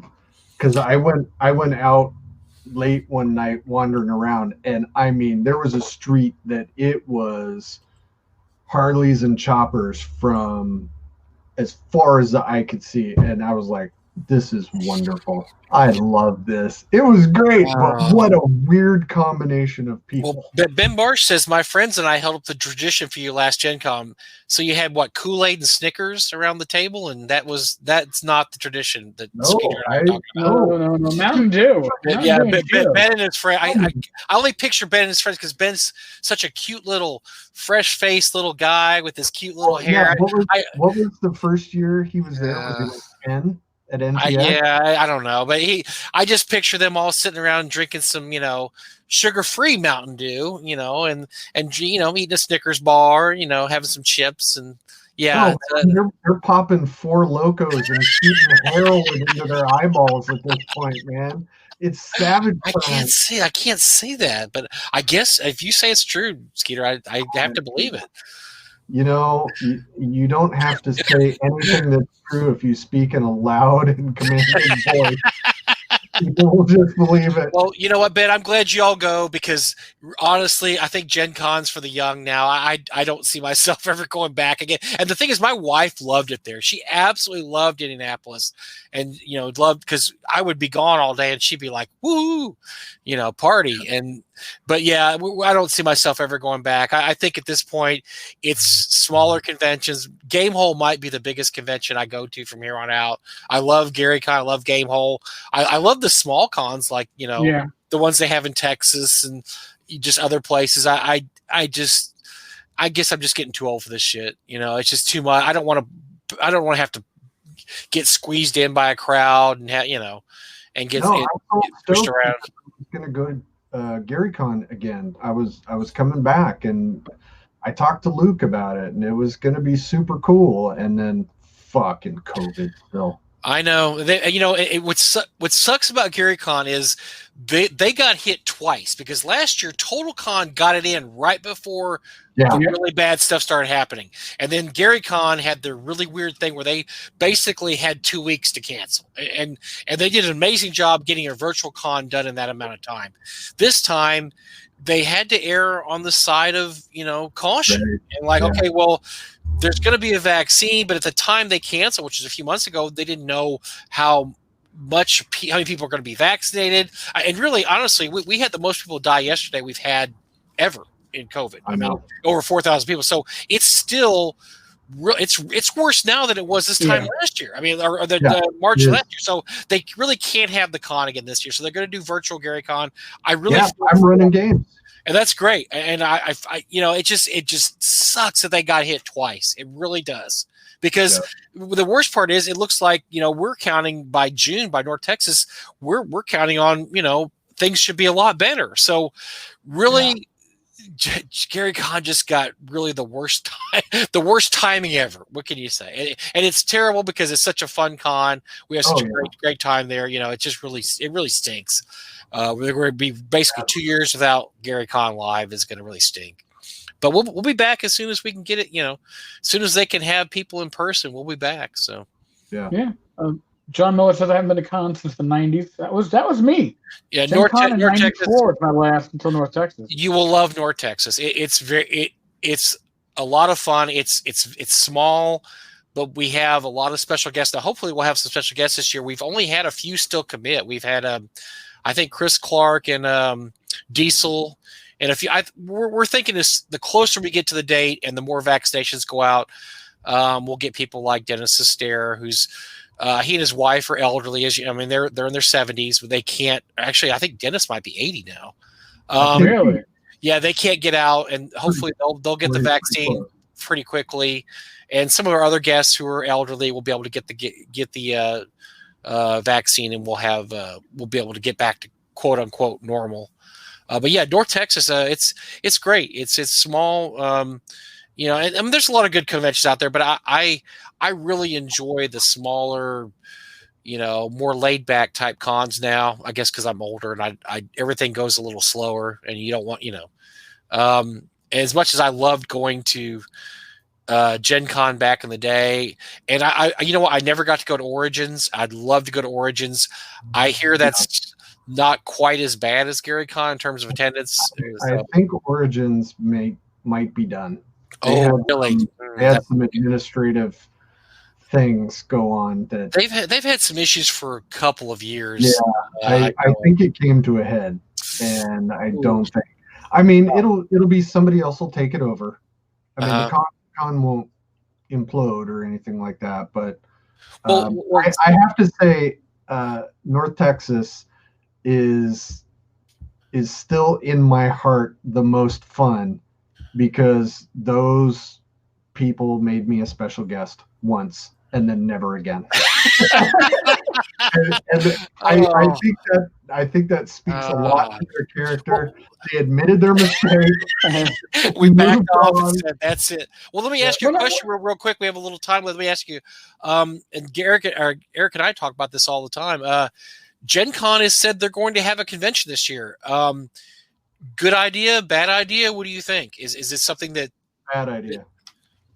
Because COVID? I mean, the COVID's no. Honestly, it has nothing to do with COVID. I think it's worse because of COVID, but they have some internal structural issues that, as far as I know, they did not get worked out, and the chance of social justice warrior, non-social justice warrior conflict too big.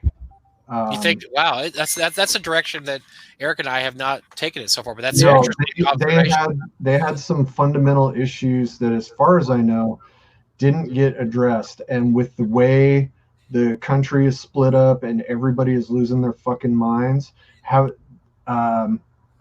think it was the last live Gen Con was the punch on the street outside the convention center. Remember that? Yeah, I forgot about that. Yeah, and I feel like with the way the groundwater is simmering, with everybody hating everybody, somebody's going to get shot at Gen Con. That what that is not a terrible observation, Skeeter. And that is why Doug and I have been adamant from day one. No politics in North Texas, and we've been hammered by both sides. Both sides of that. How dare you say no politics? I am familiar. But we do it for a reason, and that's exactly the reason. Because you should be able. Look, my regular gaming group is one of my friends from high school. He's pretty far left. My brother, who's fucking out there. He's libertarian, like. A libertarian's wet dream would be Robert. And then another friend of mine who's pretty right-wing. And we all get together, we game. You know what we don't do? We don't talk politics at the table at all. And we have a perfectly fun time gaming. Yeah, and John Miller has a perfect thing. The problem when you say no politics is that's enough to get people. It is, and I will speak on experience. When you say no politics, that's political to some people because you're not supporting the right side when you say if you don't take a side, then you are taking a side. How dare you say that you won't allow what are those cards you give out I feel like I'm scared of spiders. What do they call those cards? The X card. The X card. We had both sides attack us over the X card. One side said, you don't require the X card. How dare you? The other side said, you would allow the X card in your convention. How dare you? You can't win. So that's why you say no. Well, yeah, that's why when I run my games, there's like a 5 to 10 minute boilerplate thing that I say, and I tell everybody, hey, I'm gonna talk some shit. We're gonna joke. we're gonna have fun. If this gets uncomfortable for you, please feel comfortable enough to say something. Like say, hey, Skeeter, talking about because you're adults. Yeah. Because adults should be able to do adult. Yes. Right. And listen, just some people aren't that comfortable. So I get why they do it. I don't think it's necessary. No, I agree with you. And then you should allow people a choice. The problem with allowing political aspects in your convention is people don't want a choice. They know my way is the right way, or that's what they say is this way is the right way. Why are you allowing a choice? And not everybody's exactly the same, dudes. I mean, really, not everybody. Some people do this, some people do that. It shouldn't be an issue when you get to the gaming table. You should just roll dice and play, and that should be it. But you would be surprised how many people want to make and Eric knows this. Eric gets hammered all the time for no politics. Yeah. Because how dare you no politics? The world is all about politics. That's all it is. If you say no politics, you're sticking your head in the sand, Eric Tenkar. Well, not even that. I mean, listen, Frank Webster is the one that said years ago, I really think both barrels right now. Because I really think that you need to make the tavern official statement that it's a neutral ground, no politics, no real world social issues. And I went, you know what? Frank has a good point there. Because people need a place where they don't need those outside, I'll be polite, stressors coming into their gaming talk or their gaming hangout. And I have gotten flack from both sides. Mm-hmm. And I basically told, well, if you're making this a neutral ground, then somebody from the other political spectrum shouldn't be allowed in. I go, that's not what fucking neutral ground is. A neutral ground means that you take your biases and you leave them at the fucking door. If you were in Forgotten Realms, you'd be peace nodding your weapons, okay? Not that I think peace nodding was ever effective in my games, but that's what the idea is that we're going to come here and we're going to leave our prejudices, our biases behind. We're going to stress what we agree on, which is motherfucking gaming, almost like motherfucking Skeeter Green. We all agree that Skeeter Green is awesome and fucking scary at the same time. We can agree that gamers are on different political spectrums. I have friends on both spectrums. I mean, literally, I call them friends because they are fucking friends. We don't discuss politics. I don't discuss. If I want to discuss politics, not that the bars are open in New York City, but if they were open, I would go down to my neighborhood pub and talk politics with people I already know and not strangers. Talking politics with strangers on fucking social media is an easier way to madness than playing Call of Cthulhu and watching a character go fucking insane. Yeah. Okay. If you're at a game convention and you have a strong political or social opinion, maybe holster being an asshole until you read the room and see if that's going to be okay or not. Yeah, and you say that, Eric. I mean, Skeeter, but you and I are both surprised how many times that doesn't happen.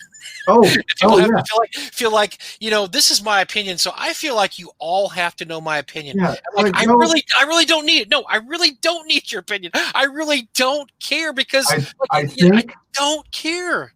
I think the most appropriate response when somebody does that, just sit there and let them get it out of their system. And then just look them square in the eye and say, slurp my butt. I mean, I feel like that is a succinct answer worthy of the diatribe they're throwing. I'm writing that down. Slurp my butt. I gave this advice on the blog earlier and probably on the podcast. But slurp my butt. I won't forget it. Especially in today's days, I think that especially like Facebook and Twitter, that main feed, that wall in Facebook is where 90% of your stressors on social media are going to come from. If you stick to groups or communities like a MeWe or Facebook, not only are they moderated, but they're focused. They're focused on gaming. Unless you go to one which says like asshole gamers that talk about politics, in which case you know what you're going to get in for. But if you go are you directly referring to RPGNet? No. The big purple dildo? No. Purple dildo, no. But if you go to someplace like North Texas RPG Con's Facebook page, you know it's going, or that group, you know in that community, you're going to be talking about games, generally old school games. Well, Eric, I'm going to have to tell you, I did have to delete a post this week. Because somebody threw out bait, and sadly, way too many people took the bait, and I had somebody IM me go, dude, have you seen what's going on the page? Like, I was just there an hour ago. I went back and it already turned into a. But here's the thing: you're guaranteed to have that multiple times a day in your main Facebook feed. Oh, guaranteed. Yeah. But the groups are a lot. They're not perfect, all right. But for the most part, most people listen. And I'm not going to say the name, but I can almost guarantee I know the name of the individual who pulled that crap. It's the same guy who says, Yeah. You don't even need to. No, but the thing is, for the most part, people in groups are more focused. And if you want to participate in social media and avoid the real world dramas that are being attached to a lot of shit, in my opinion, that's the route to go. It's not going to be perfect, but it certainly helps. There's a lot of great discussions going on, whether it's in the taverns community at North Texas, the Game Hall community, TotalCon, GaryCon. I talk every time. That's what I love about cons. You get there and you talk. I don't even know the politics of some of these people, and I could sit there and talk to, somebody like Mark Greenberg or Jeff Talanian or whatever for like 2 hours, and we talk about games. It's great. I don't need to know anything else about you. I don't really care. I don't care about anything else. I mean, but Skeeter, I don't really care about Skeeter's life. I really don't. I don't know about it. Skeeter's just awesome. I mean, Skeeter's awesome to talk to about stuff because he always has a hardcore opinion and he's not afraid to back it up. So that's what I want to hear. I want to hear Skeeter's opinions on gaming stuff. I could care less what he thinks about, a spotted owl in Washington. Delicious with the right sauce. Mike, we have a question for you, by the way, from Dandelion Game. Oh dear, random question. What are the three castles that the Three Castles Award is named for? So the Three Castles Award is actually a invention of Rob Kuntz, who had a great idea that your convention should give an award away, and despite what people think, Rob did not suggest this, but Doug thought we were talking about what should we name the award, and Doug said, well, Gary had Castle Greyhawk, and then Arneson had Blackmoor, and then Rob had El Raja K, and those were the three big mega dungeons back in the 70s. And for those who don't know, Rob was co-dungeon of Castle Greyhawk, and also he had his own dungeon, El Raja K, and that's where Gary would mostly adventure in El Raja K. So we decided, let's make it the Three Castles Award based on the three classic mega dungeons that were there in the 70s: El Raja K, Blackmoor, and Castle Greyhawk. So that's where it came from. And speaking of which, by the way, we need more entries in the Three Castles. If anybody has published anything in the OSR type category in the last year, please submit. I have your submission right here. It actually made it this year, Skeeter. Woohoo! Because I personally handled it. And by the way, speaking of Skeeter, his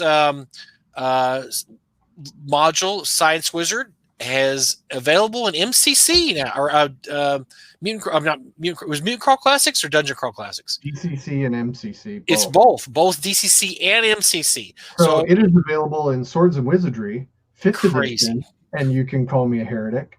And DCC Heretic. Heretic. That's great though, because that you have to saturate the market, brother. That's awesome. Everybody can play your adventure now. Anybody that plays any OSR type game can play your adventure. And next month, a Kickstarter for a monster book.